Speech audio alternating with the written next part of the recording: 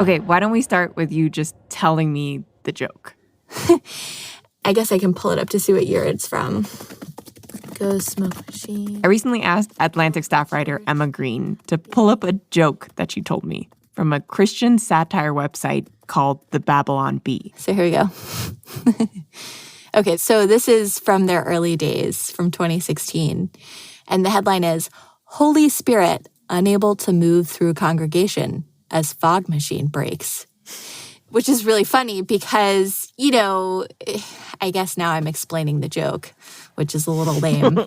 This is poking fun at the fact that there's a certain kind of megachurch where the environment is very much like a rock concert. It's like fog machines and skinny jeans and neon lights.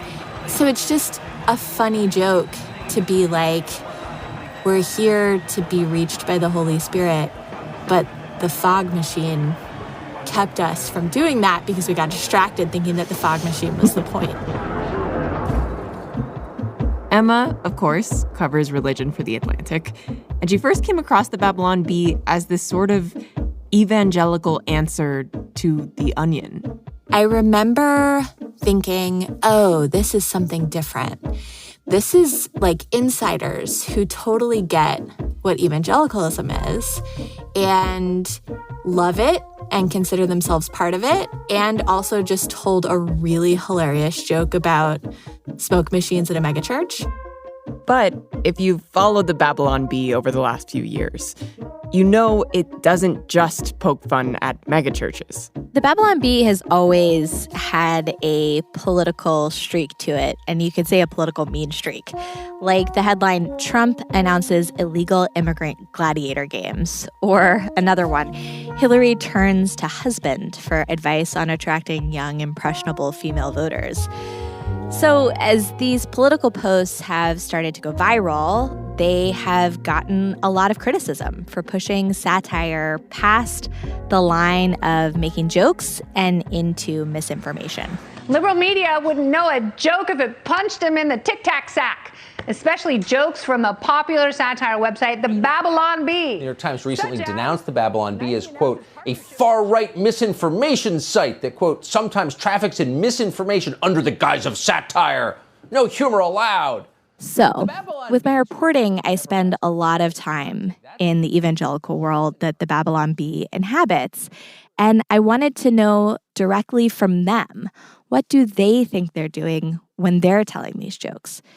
So I called the editor-in-chief of the Babylon Bee, Kyle Mann. Well, I'm not going to explain the joke to you. Do you want me to explain the joke to you? Yes! Because the joke is that... Humor is this weird thing where either you think it's funny or you don't. Either you see it as a joke or you don't. And I think understanding the why behind that can also help us understand something bigger about politics, about this divided political world that we're living in. And I really think it's important to understand the people who think that the Babylon Bee's jokes are funny.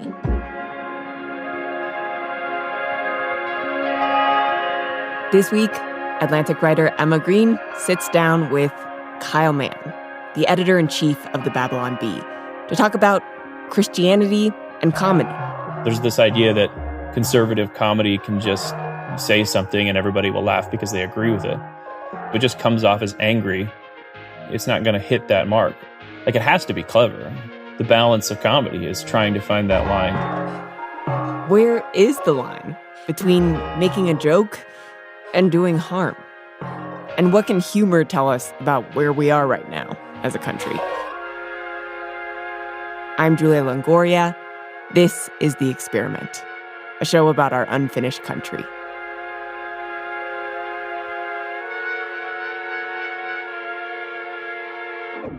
Okay, so Emma, you sat down with Kyle Mann, and I'm curious, how does he fit into the evangelical world that you know so well? Did he grow up religious? Yeah, the environment where he grew up was the kind of feel-good rock concert Christian environment that fog machine joke makes fun of. I grew up in a kind of mega church type atmosphere with the big show and the laser lights. My rebellious teen stage was becoming a theological conservative. So A lot of my buddies have a similar story where like Christianity had become this just kind of cultural tradition. And so the call of conservative theology for us was like, wow, like there's this rich centuries old tradition of good, solid, biblically faithful teaching where people just dig into the Bible and they just see what it says, you know, and that's the primary concern. More or less, Kyle is kind of part of the philosophy bros of the Christian world. And this is exactly who the Babylon Bee was trying to target when they first launched in 2016. Even though Kyle didn't have a formal comedy background, he started pitching jokes to the Bee. It was more the natural outpouring of everything I had just enjoyed in life. I absolutely loved all of Christopher Guest's mockumentaries. I love The Onion. Anything that's like just very dry, Monty Python or, you know, that kind of stuff. That's kind of like, to me, the gold standard of comedy. A couple of years later, Kyle ascended to the top and started running the place. As an editor, I have to think along a lot of different axes. Like, you know, has anybody done this joke before? Is this in the Babylon Bee's voice? How could this possibly be misinterpreted, you know? So there's constantly stuff that I can't publish. It's just, yeah, here's the problem with that one. I know exactly what lefty Twitter is going to say as soon as we publish that. So you have to be careful with that. So are you scared of lefty Twitter? Like, you're scared of the dog pile? No. I mean, lefty Twitter, like, it doesn't matter to anybody except lefty Twitter. So I don't really care. And they've hated us for 5 years. And so, I mean, it doesn't really matter that much. But, you know, at the same time, we do have this brand that, you know, we want to be careful. We don't want to make it easy for them either. And so, like, we did this great joke, one of our best jokes, where we said, the headline is, "Dumb AOC accidentally strangles herself tying her shoes because she is so stupid." And every time we repost that one, we've reposted it to Twitter a few times. Every time we do, lefty Twitter gets so upset and they're like, you know, I can't believe they wrote this joke. Like, who explains a joke right in the headline? It's not even funny. When some people read that joke, they see it as just a shot at AOC, Alexandria Ocasio-Cortez. They're being mean to the most hated congresswoman on the planet. But in Kyle's mind, the joke is actually not aimed at AOC at all. The great thing about this headline is we're making fun of stupid boomer jokes about AOC, because at the time, there's just constant memes about AOC being dumb or whatever. And so he said, well, what if we just kind of went all in with this weird Andy Kaufman bit where we're making fun of ourselves, but we don't tell anybody we're making fun of ourselves. It really is this kind of weird litmus test where, you know, if you see it and you know what we're doing, which most of our audience does, they laugh at it. If you don't know what we're doing, people on the right who don't like AOC, they'll be like, yeah, I don't like her either, but, you know, this joke isn't very good. And then people on the left just, I don't know, I think people on the left think that we're always 100% serious and we're always saying what we're saying. They don't understand that comedy can take this ridiculous position just to kind of mock it a little bit. But it's not just people on the left who misinterpret Babylon Bee articles. There are also plenty of people on the right who read these headlines and just think they're news. Take, for example, this article that was published in January of 2020. It was shared 3.3 million times, according to the numbers that are on the Bee's website. The headline was, "Democrats call for flags to be flown at half-mast to grieve the death of Soleimani." That, of course, is Qasem Soleimani, the Iranian leader who was killed in an American strike. Like, I want to know, what makes this funny? I know that's the worst question for somebody to ask to somebody who writes jokes, but, like, why is that funny? Yeah, well, it's funny because General Soleimani died, and then they called for flags to be flown at half-mast to grieve his death. Get it?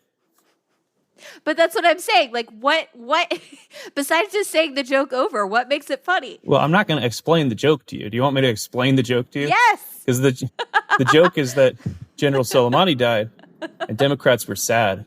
But why is that funny? If you don't know why that's funny, then you're not the audience for the joke. I think what's tough about this joke is that, on the one hand, there are conservatives who would read this headline and not give it a second thought. They would think that it's real because it exactly fits all of the stereotypes and cliches that people on the right use about the left all the time. And by the same token, there are people on the left who look at that and say, hey, you're not trying to tell a joke. You're trying to mislead people. There's no shared kernel of truth. There's nothing that people from different political perspectives could look and say, hey, I actually see something a little bit true about the joke that you're trying to tell. But obviously, Kyle disagrees. The funniest part about that is that it got fact-checked because it was so believable that Democrats would do that. And so that's the funniest part to me. I don't think the reason that they fact-checked it was because it was so plausible. I think it's because it was being shared millions of times on Facebook. But why was that? It was because it was plausible. Yeah, but so, okay, what if people did believe that was real, which I think they gathered evidence that some people thought that was real. Do you worry about that people, regardless of how many times you make it clear that you're a satire website or whatever, that people will read that and be like, oh, this is actually a fact that I saw. I'm a boomer, scrolling through my Facebook feed. I actually think that this is a real thing that Democrats do. Does that pose any ethical responsibilities for you guys? Not any more so than any other comedian who gets mistaken for being real. Does SNL bear responsibility because people still think that Sarah Palin said that she could see Russia from her house? The Onions had been shared by politicians who thought it was real. Stephen Colbert, people always thought was being serious. And you feel like you get slammed for it more because you're writing from a conservative perspective. Well, we do. We've seen this time and again with fact checkers and stuff, that there's a different way in which they fact check our articles and accuse us of intentionally muddying the waters, of intentionally spreading misinformation, versus the way that they would fact check other sites in the past where they would say, come on, this is satire, obviously. And there's just a totally different tone in the way that they approach us.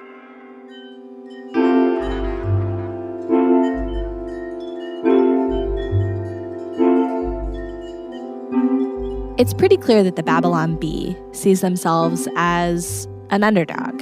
They are the opponents of the liberal elite. But what that means is that they're often telling jokes that other people find offensive. As soon as someone sits there and says, oh, you can't make fun of this class because that class is oppressed, well, that's going to make me want to tell a joke about that. Fat jokes, jokes about Black people, jokes about gay people. And I wanted to know, is there a line for them that they wouldn't cross in their pursuit of standing against the liberal media elite?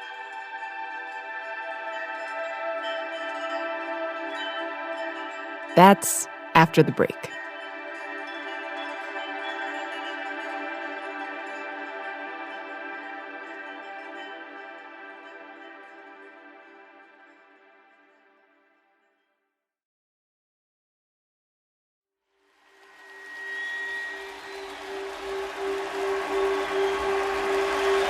So, Emma Green, you're sitting down talking to Kyle Mann, editor-in-chief of the Babylon Bee.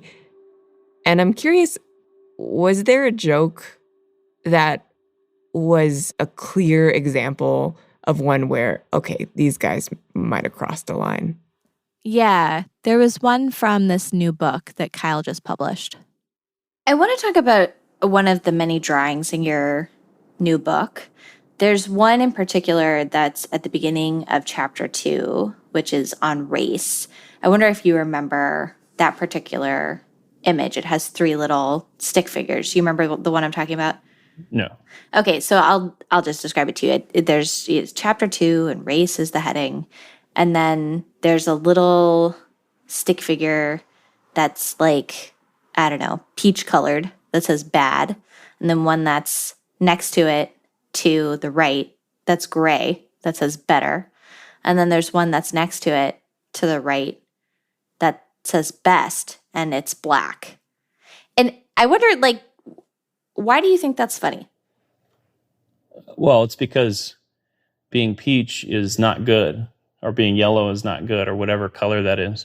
I'm not looking at the drawing, but being gray is better, and then being black, being dark colored, is best. Right, but you're not just talking about that in terms of stick figures, right?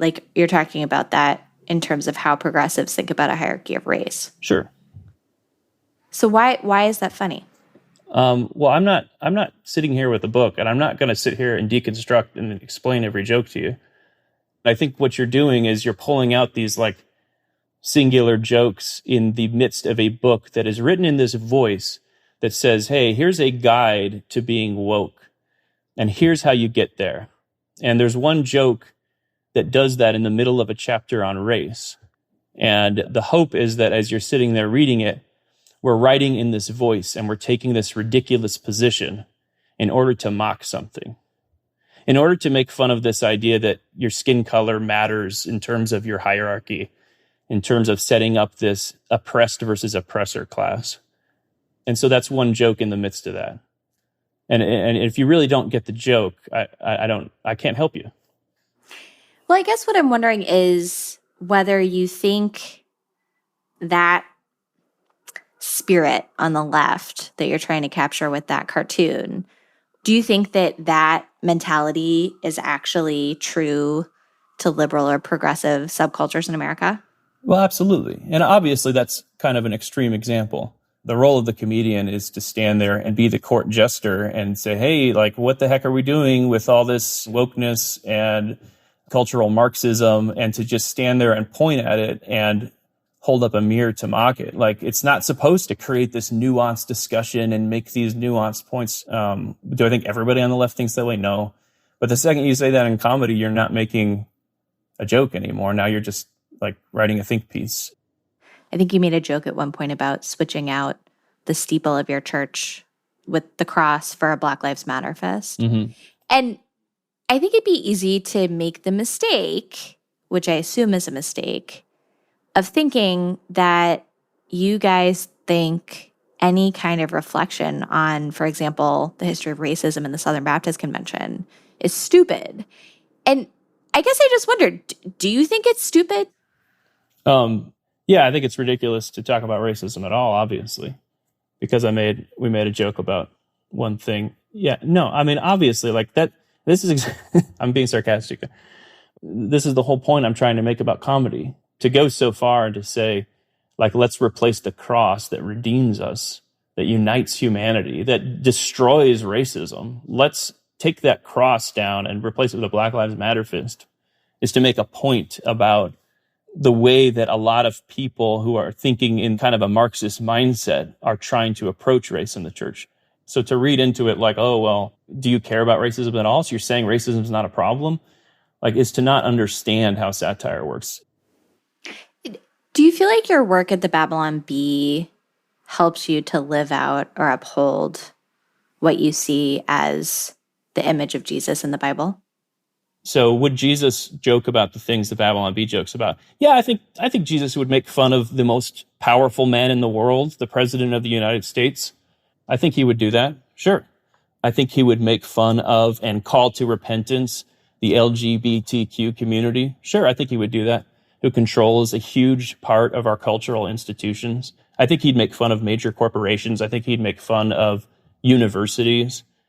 I think he would make fun of those things because the real irony right now is that the left controls a ton of our cultural institutions and thinks that they're oppressed. And so, yeah, we'll make fun of that for sure. And I think that's certainly in line with the way that Jesus inverted things and turned them on their heads. But at the same time, I want to be clear that Jesus, I mean, we can't sit here and map our modern political divide onto Jesus. Now, I do think, like, maybe what you're asking is, like, is the tone and the, you know, is there something Christian about that? Or is like what is Christian about mockery? And there is a place in it for the Bible. But I do think there is a danger too.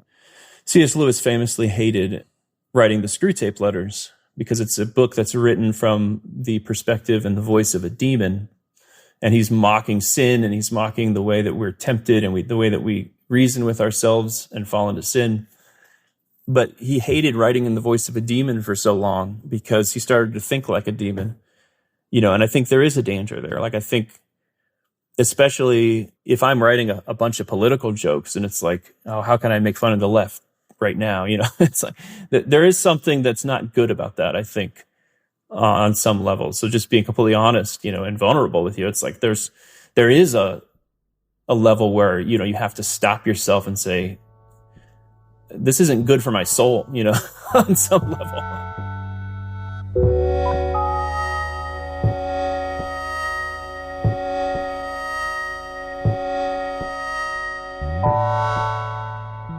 Did you get a sense that Kyle grappled with the ethical questions of, is he doing harm with these jokes in any real way? You know, even to him, somebody who clearly thinks his own jokes are pretty funny, he thinks it's worth sitting back and stopping to reflect on whether his jokes are actually right, in the sense of right for a Christian to be telling.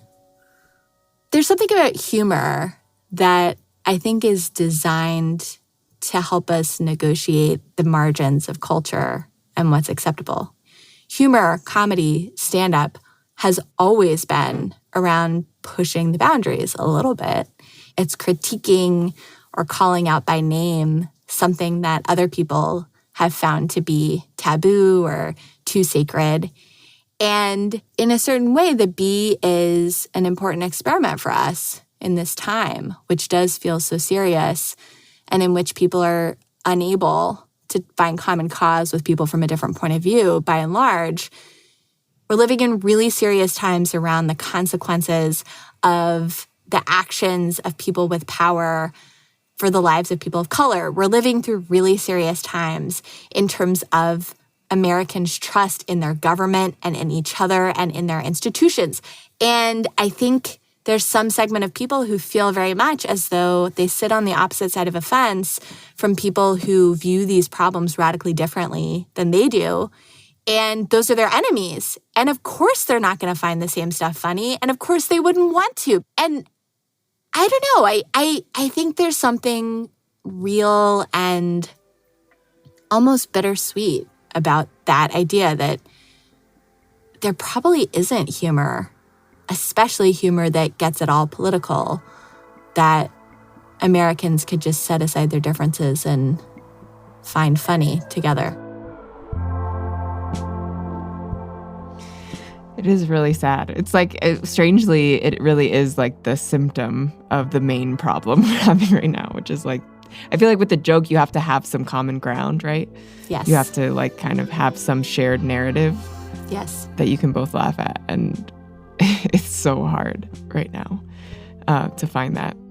Like, can we not sit down and just share a good belly laugh at a dumb joke anymore? This is my lament for America.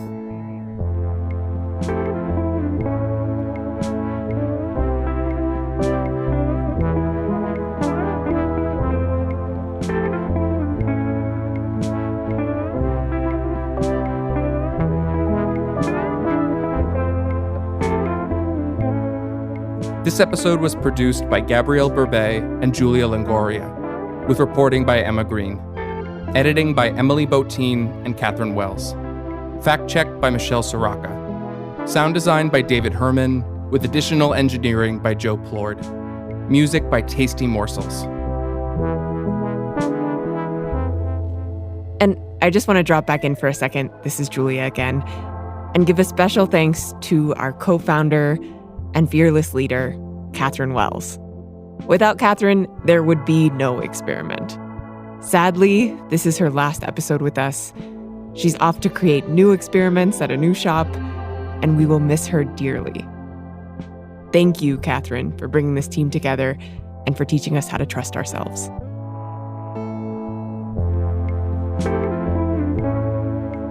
Our team also includes Natalia Ramirez, Jenny Lawton, Tracy Hunt, Alina Kuhlman, and me, Peter Bresnan. You can read Emma's full interview with Kyle Mann on our website, www.theatlantic.com/experiment.